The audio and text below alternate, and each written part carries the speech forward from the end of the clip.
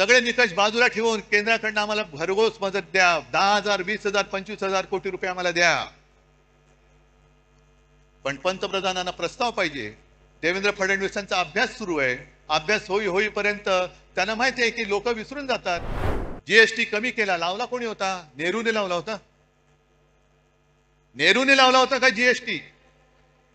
मग गेले 8 वर्ष तुम्ही लुटलात संपूर्ण देशाला. 125 लाख कोटी रुपये तुम्ही तिकडे खिशात घालून बसलात. मग नाईट लाईफ म्हणजे तुम्ही मकावला जाऊन नाईट लाईफ वाले, तसं नाईट लाईफ नाही. कळलं ना? हा, हे मकावला जाऊन यांचं नाईट लाईफ फुलणार आणि आम्हाला इकडे शिकवणार साधन सुचिता. तिकडे खायला अन्न नाही, तिकडे 1,500 रुपये मिळत असतील आणि घरापुरते 1-2 रात्री मुलाबाळांना काहीतरी खाऊ देऊ शकत असेल तर महिला थोड्याशा नाही म्हटलं तरी अरे हे बरं चाललंय.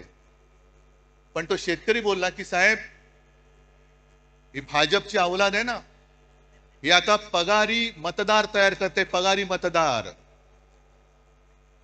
आपल्याला महाराष्ट्राने ठरवायचंय की आपण भाजपचे पगारी मतदार होणार की स्वाभिमानी मतदार व्हायचंय. हे आता तमाम महिलांनी ठरवायचंय.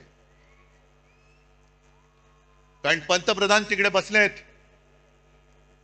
आज माझी अशी अपेक्षा होती की सर्व कामं रद्द करून 1 फुल आणि 2 हाफ जे आपल्याकडे आहेत, मुख्यमंत्री आणि 2 उपमुख्यमंत्री, हे तिकडे दिल्लीत जाऊन बसायला पाहिजे होते की माझा महाराष्ट्र आज बुडतोय, अतिवृष्टीमध्ये भिजून चाललाय, जीवन उद्ध्वस्त झालेलं आहे.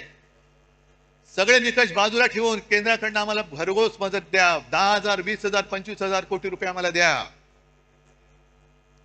पण पंतप्रधानांना प्रस्ताव पाहिजे. देवेंद्र फडणवीसांचा अभ्यास सुरू आहे. अभ्यास होईपर्यंत त्यांना माहिती आहे की लोक विसरून जातात. जरा थोडंसं काहीतरी हातावर टिकवलं की निवडणुका आपण पार पाडू. मग काय बसले बोंबलत. बिहारमध्ये निवडणुकांच्या तोंडावरती पंतप्रधान तिथल्या महिलांच्या अकाउंटमध्ये 10,000 रुपये त्यांनी टाकलेत. जवळपास किती? 10,000 कोटी रुपये. 10,000 कोटी. काय प्रस्ताव आला होता बिहारमधून? तिकडे निवडणुका असल्यानंतर प्रस्तावाची गरज नाही.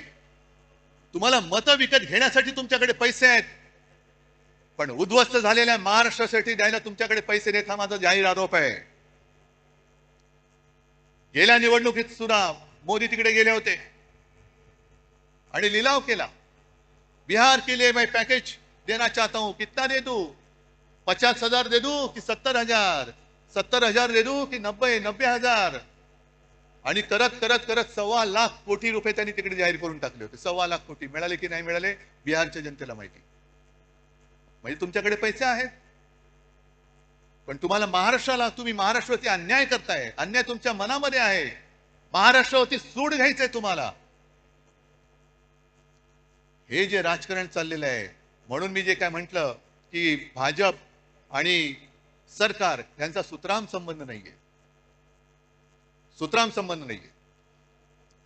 यांना प्रत्येक गोष्टीमध्ये महोत्सव साजरे करायचे. बचत महोत्सव, बचतोत्सव. जीएसटी कमी केला, लावला कोणी होता? नेहरूने लावला होता. नेहरूने लावला होता का जीएसटी? मग गेले 8 वर्ष तुम्ही लुटलात संपूर्ण देशाला. 125 लाख कोटी रुपये तुम्ही तिकडे खिशात घालून बसलात. म्हणजे मला तो राजेश खन्नाचा पिक्चर आठवला. कुठला तो आज का एमएलए का काहीतरी पिक्चर आहे. त्याच्याकडे काही हॉटेलवाले येतात आणि सांगतात की अमुक एका पदार्थाची किंमत वाढवायची. ते सगळे म्हणतात अहो किंमत वाढवली तर लोक बोंबलतील. तुले कितना चाहते हो? नहीं दुगना करना चाहता हूं. नहीं ठीक है आप तिगना कर दो, तिप्पट करा. सगळे आजूबाजू सांगतात हो तिप्पट काय लोक रस्त्यावरती उतरतील. म्हणजे राजेश खन्ना मुख्यमंत्री असतो सांगू उतरने दो. लोग रस्ते पे उतरेंगे, आंदोलन करेंगे, तोडफोड होईल. मग लोक माझ्याकडे येतील. मग मी हॉटेलवाल्यांना बोलवीन आणि त्यांना सांगेन तिप्पट नाही तुम्ही दुप्पट करा. त्यांचंही काम झालं आणि आपलंही काम झालं. या पद्धतीने तुम्ही सरकार चालवताय. आणि मुंबई महापालिकेची निवडणूक जी मी बोलत होतो ती होऊनच द्या. मुंबई महापालिका सुद्धा यांनी कशी गहाण टाकलेली आहे. एक तर तुमचा ज्याच्याशी संबंध नाही ती सगळी कामं स्वतःवरती त्याचं श्रेय घेत आहे. बीडीडी चाळ आम्ही केली. कुठे केली? बीडीडी चाळीचं भूमिपूजन मी केलं होतं, सोबत शरद पवार होते आणि आदित्यनी तिथे आणि त्याच्याबरोबर जितेंद्र आव्हाडांनी मेहनत केलेली आहे. मुंबईचा कोस्टल रोड आम्ही केला. अरे लोक माहितीये ना लोकांना, स्वप्न कोणाचं आणि पूर्ण कोणी केलं.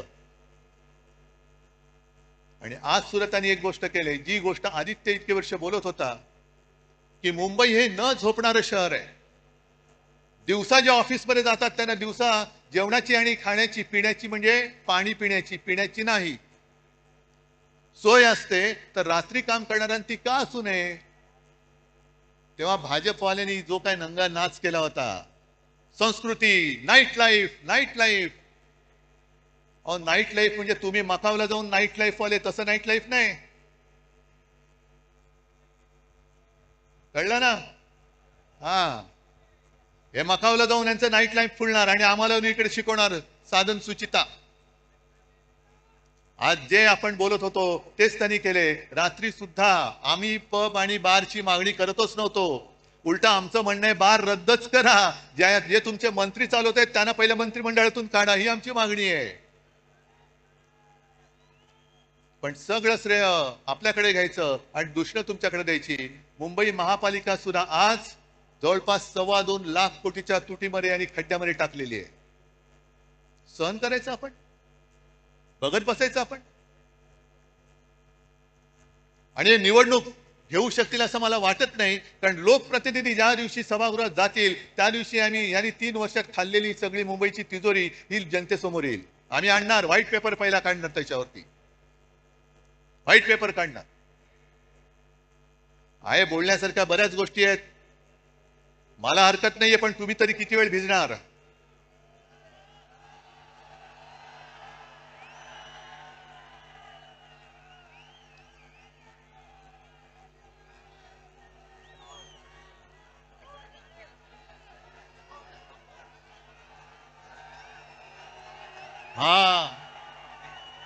हा सैनिक, हा शिवसैनिक, हा खरा शिवसैनिक. नाही राहू द्या, तुम्ही कितीही जल्लोषात असला तरी मला थोडं भान ठेवून बोलायला पाहिजे.